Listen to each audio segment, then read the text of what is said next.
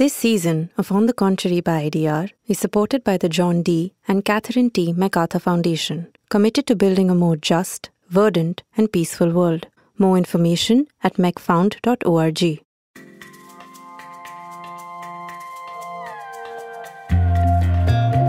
You're listening to On the Contrary by IDR, a show featuring unlikely conversations on topics that affect our future. Hear differing perspectives from leaders and experts as they help us make sense of the most pressing issues of our time. Here's your host, Smaranita Shetty. Artificial intelligence, or AI, as it's more commonly known, as well as tech, are emerging as potential solutions to many of our climate change worries, whether it's helping countries and businesses track and manage emissions and become energy efficient, to improving our ability to predict extreme weather events. In a city in Japan, for example, a consulting firm has launched digital services that can send disaster alerts to safeguard its residents. However, AI is not the magic wand that it's touted to be. It can't make climate change go away. In fact, there are several downsides to it.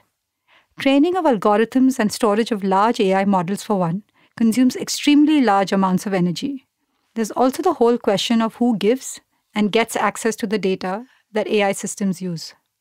While the richer countries with the resources to research, create, and deploy AI get to shape the technology and its goals, and hence benefit from it first, it's the most vulnerable communities that get left behind.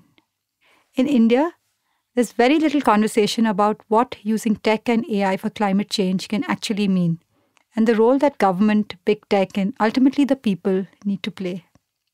Talking about some of this and more today, I have with me Jim Fruchterman and Trisha Ray. Jim is a leading social entrepreneur, a MacArthur Fellow, and the founder and CEO of Tech Matters, a nonprofit technology company based in Silicon Valley. For over 30 years, Jim was the CEO of BenTech, a nonprofit that develops software applications for social good in the areas of education, employment, and social inclusion. Jim regularly works with various social enterprises on the use of technology and data. Trisha is the Deputy Director, Center for Security, Strategy and Technology at the Observer Research Foundation. Her research focuses on the security implications of emerging technologies, AI governance and norms, and lethal autonomous weapon systems. Prior to this, Trisha worked at the Asia Society Policy Institute in Washington, D.C., where she focused on national AI strategies in Asia, nuclear issues, and India-US security relations. Welcome, Trisha and Jim, to this podcast. Jim, coming to you first. Could you talk a little bit about the role that tech and AI have been playing in addressing some of the problems brought on by the climate crisis? So right now, I would say that AI is being used mainly by the academic community, the scientific community, to do climate models, to understand that we do have a climate crisis, to keep measuring how things are, to forecast into the future needs something like AI to help you do that. I would say that we're weaker on the local modeling. So in other words, local weather monitoring and modeling isn't that good across most of the world. It's great in certain richer countries.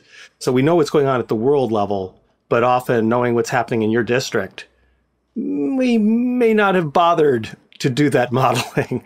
And I think that much of where I want to see AI being used is to help the local farmer, the local community leader, to actually understand better what's going on, what might be going on, and help them make decisions within their own priorities and context. And I think AI is not there yet. Well, I think people are using technology more broadly in a lot of ways to deal with climate. The biggest areas that you see is energy. People trying to innovate around energy. Solar panels, are not necessarily considered an advanced technology anymore, but it's a big part of this, wind power. And I think that, for example, there was recently $1 billion commitment to buy the output of technology that took carbon out of the atmosphere.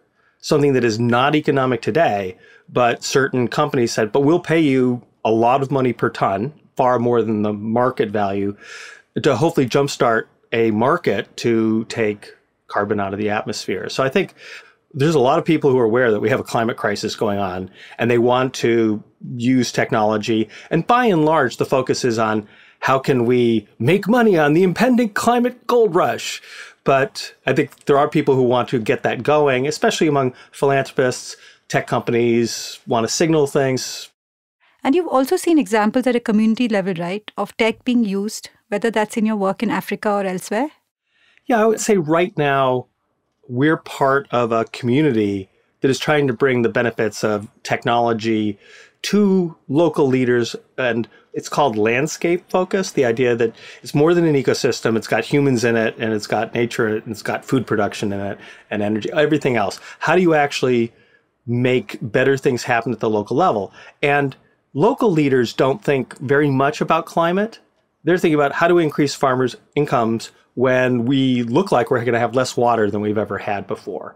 So they're kind of aware that things are changing, but they want to focus on local issues. And so a lot of this landscape approach is to try to make those local leaders, smallholder farmers, producers more powerful. And this is being led primarily by the traditional aid and biodiversity and conservation organizations, because they realize they're never going to meet their goals if local communities are making, let's say, climate dumb decisions instead of climate smart decisions.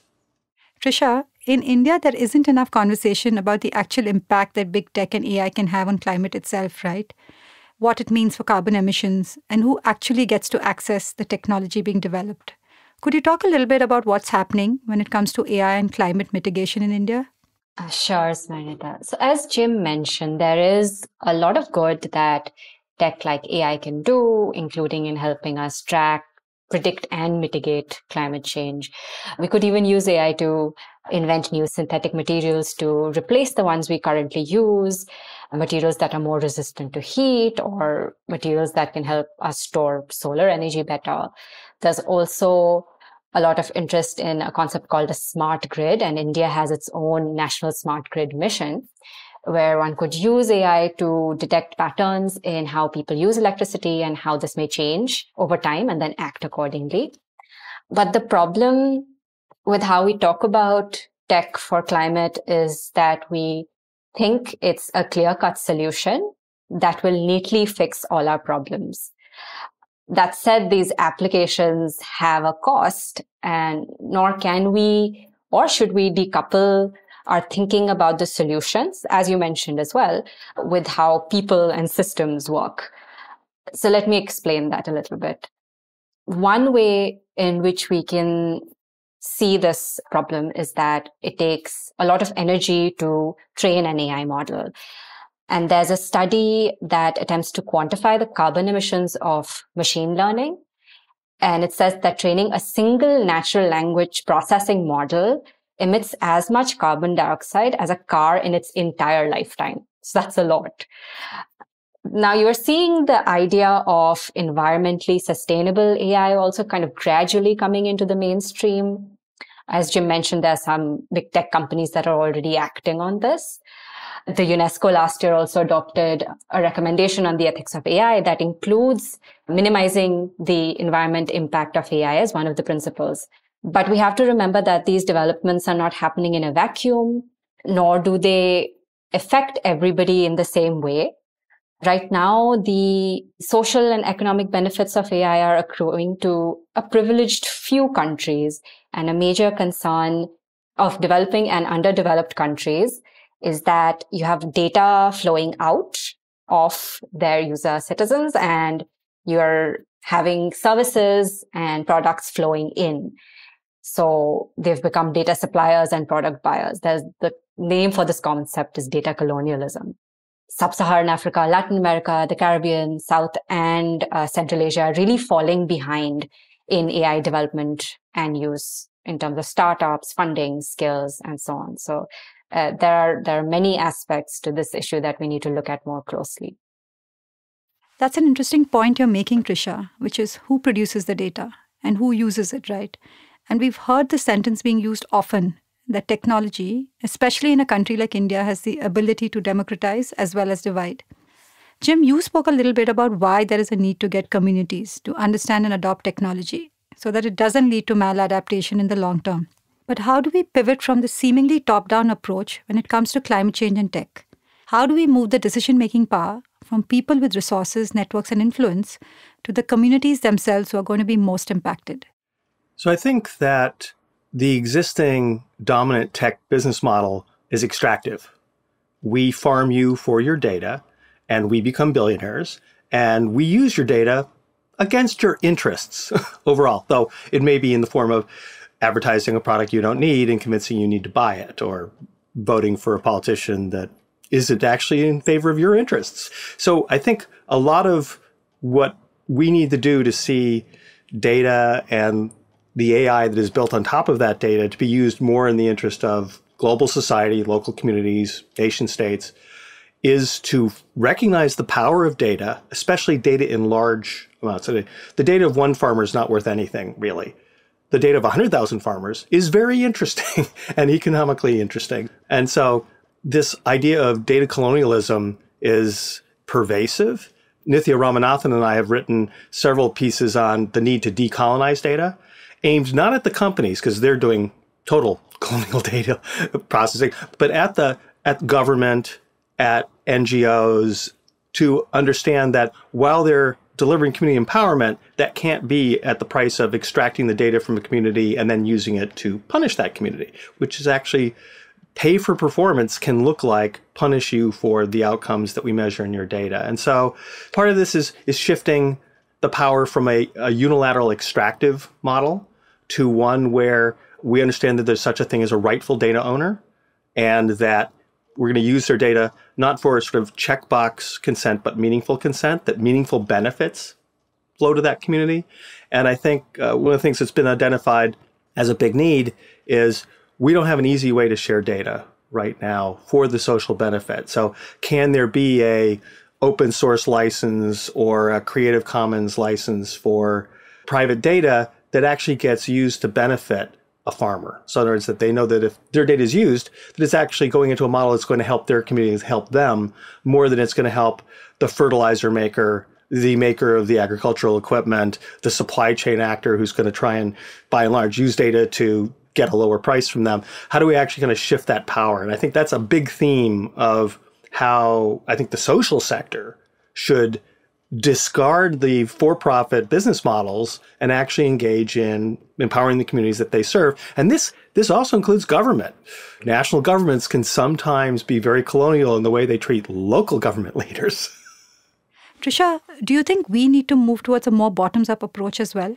How can people that are being impacted by climate change day in and day out adopt tech and AI in a manner that's more suitable for them?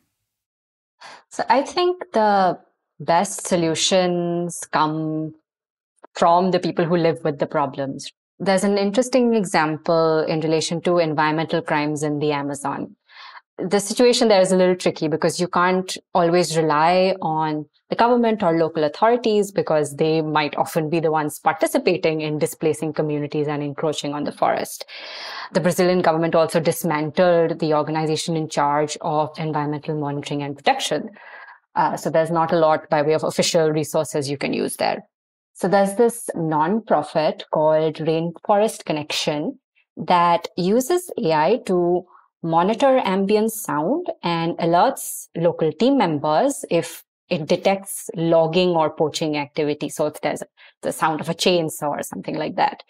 They are building a project in the Tembe Reserve in the Amazon where they're partnering with the local indigenous tribes and their rangers to use that AI tool, monitor, and then combat poaching and illegal logging. So that's a quite interesting example that really involves the communities being most affected. You're listening to On the Contrary by IDR. We'll be right back after this break.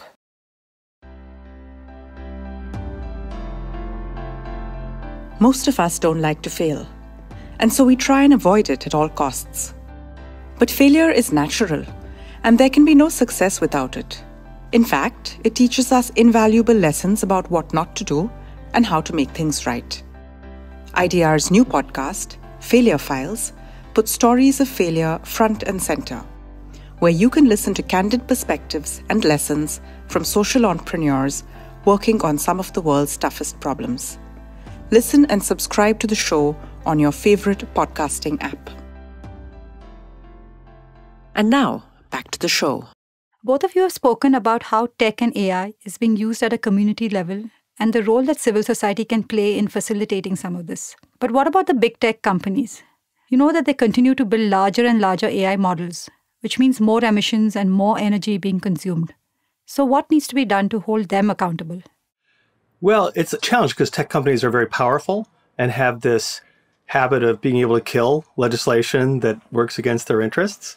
And I'm based in California, which as a state has some of the best privacy legislation in the United States, but it's half as good as the Europeans have with their privacy regime. But we haven't had any big privacy or data use laws passed in major countries, including India, in quite a while. And yet, who can offset the power of the tech industry? It's pretty much government. I mean, that's the only other power center that I'm aware of that could do anything about this.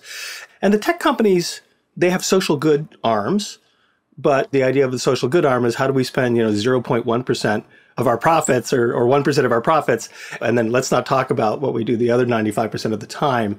And so when we're doing social good, because we're 10 or 15 years behind the times, we're quite tiny in terms of our use of these models, and we're building on the back of these large models. And thank goodness there is an active science community who has an interest in social good. That's another power center, but by and large, they're interested in publishing papers as opposed to helping, farmers on the ground. That's a big distance between academia and the average farmer. It's a real challenge, and I like to think that the consumer will demand change, but that we haven't seen that. So I'll disagree with Jim a little in that as consumers, we are aware of how devastating climate change is. I mean, in Delhi, we just had a terrible heat wave. Seoul is currently in the middle of the worst flooding they've seen in 80 years. These effects are really tangible. And most consumers do want to make some change in how they consume and how they behave to have a positive impact. And that is what I think is impacting tech companies as well. Most major technology giants have announced net zero policies and initiatives. Amazon, Microsoft, Alphabet, and Facebook have all announced some of these initiatives, which are a good sign, but there's still a lot that needs to be done. And the first and most fundamental issue, I think, is that these net zero initiatives often rely on something called the carbon offset system. So simply put, say I'm Amazon and I cut tens of thousands of trees to make cardboard boxes. I can then fund an NGO that plants X number of trees somewhere in the world and say that my net impact on the environment is zero. That's not how things work in the real world. There's no simple equivalency. And what I should be doing as Amazon is fundamentally changing how I operate and being more transparent about the environmental impact of my operations. Jim, you brought out an interesting policy element to this conversation about the vacuum that exists when it comes to privacy and data laws. Why do you think this is the case? Is it because there's a lack of understanding of the impact of some of this within governments? By and large, I'm pretty impressed with what our bureaucrats know. I think it's the politics of these issues that stop the progress. It's not necessarily a lack of awareness. It's just like, where's the actual power in society? We just barely passed our first climate change bill in the United States. I mean, that just barely. So I think there's this power imbalance because the tech companies are very rich and they are regarded as important to the economies of their countries. So the words of tech barons are listened to in the halls of power, even if, the bureaucrats are saying, but there's this problem. I agree with Trisha that consumers have power as it affects politics. I think I'm more skeptical about their ability to directly change the behavior of tech companies by their behavior because they still use these big tech companies because these services are free. They're very seductive in that way. But I think the more that society is aware of the impact of climate change and is made aware of the different components of climate change, and I think that's Trisha's point, is like no one's really thinking about that AI is a big piece of the energy use of the tech industry. There's very little awareness of this. And so I think as awareness grows, then people put pressure on that. So people are quite aware of the impact of coal on the climate. And so you're going to hear a lot about how do we get out of coal? How do we get to more, sustainable, regenerative kind of energy sources? But I think I agree with her that right now, AI is not on the radar of major political groups or activists compared to the things that they have been made aware of over the last 20 years of campaigning in the face of, let's say, confusing information from the fossil fuels industry. So what will it take to build this kind of awareness? How do we get people to understand the impact of big tech and AI? Trisha, what do you think? A big problem with policymakers who may want to engage with the issue or are not even aware of the issue is that there's a lack in tech fluency. So it is the duty of industry, of civil society, of media to highlight these issues and then not just talk at regulators, but really engage with them in a way that they understand. One example I think we can all relate to, or it's been in the news quite a lot, is the energy impact of Bitcoin mining. It's everywhere. We're all now aware of it. And that's because it was just everywhere on the media. So there is a role that media can play in bringing some of these more like niche issues onto our radar. We may also want to think about whether we should even be using AI in some situations. There are two fundamental principles of international humanitarian law. Those are necessity and proportionality. So is AI necessary in a given context? Are there alternate solutions that are low tech, but perhaps less intrusive? Is the sheen of neutrality of AI solutions distracting from some harmful consequences that they have? So we should be interrogating these solutions rather than implementing them blindly.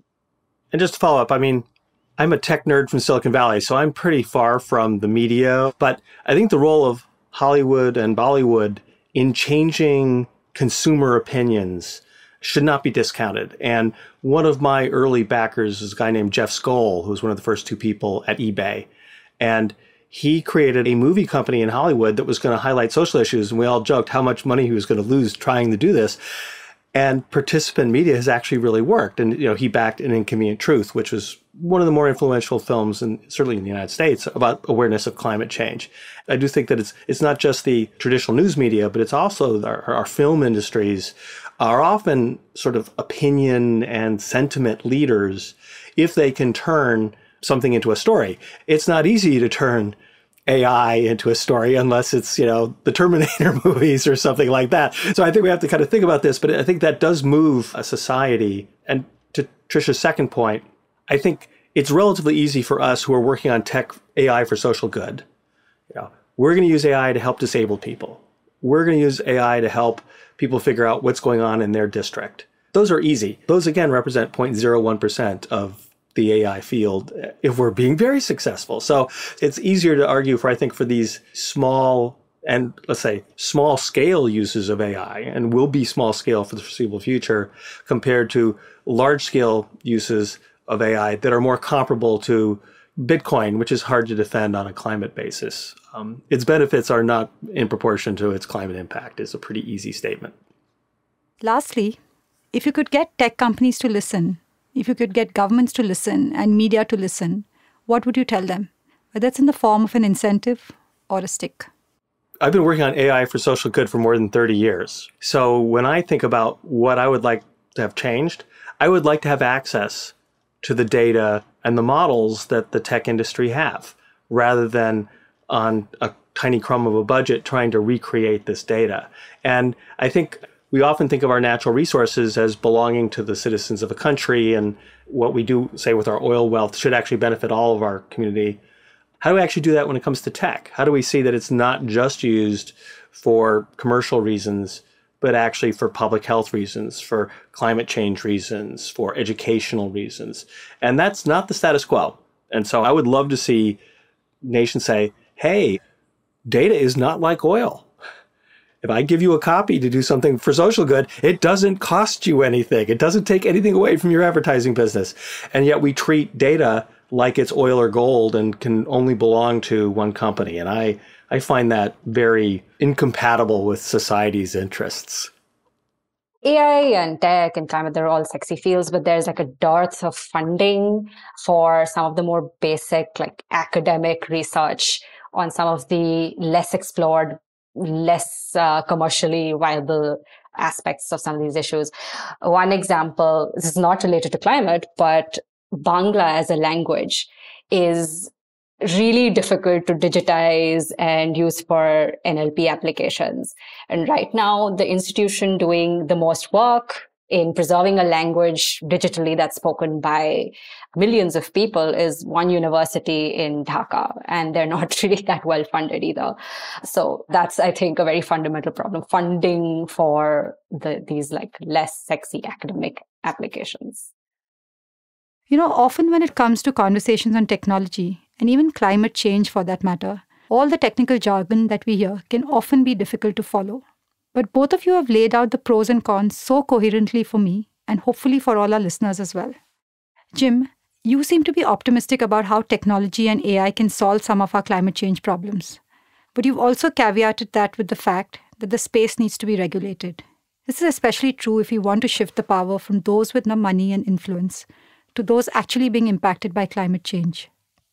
You, on the other hand, Trisha, are clear that technology may further increase the inequity between countries and within as well. But you've also highlighted some of the good that tech and AI can achieve, if used correctly. So thank you so much, Trisha, and thank you, Jim, for being on the podcast. We hope that some of this sparks larger conversations around both the benefits as well as the concerns of tech and AI on climate. Thank you.